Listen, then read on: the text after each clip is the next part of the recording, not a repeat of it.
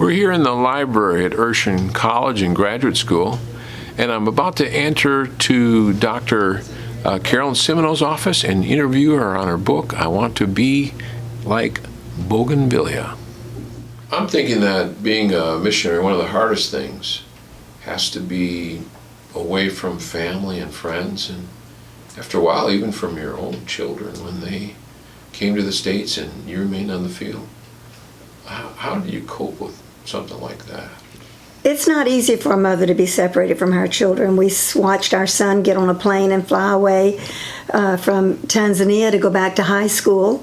And then we watched our girls as they stayed in the States while we flew away to Botswana.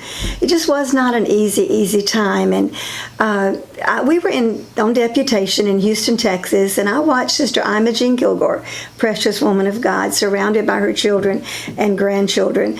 And I have to admit, I was jealous. And I asked God, I said, why do I have to be separated from my children and grandchildren? And other mothers don't have to pay that price. And God is a fair God. And He listens to us even when we whine and even when we're jealous. Well, we were separated for many years from our children, our grandchildren. But when we were in Botswana, God opened a door for every one of our children to come back and work with us. First of all, our oldest daughter, Stacy, came and helped us start a Christian school.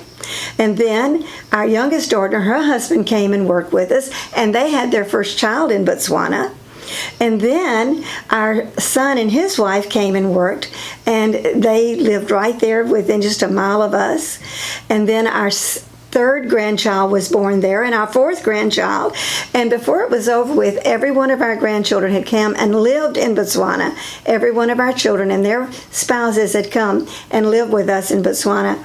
God knows the desires of our heart, and He fulfills them. And sometimes I said, be careful what you ask for, because God is a prayer answering God.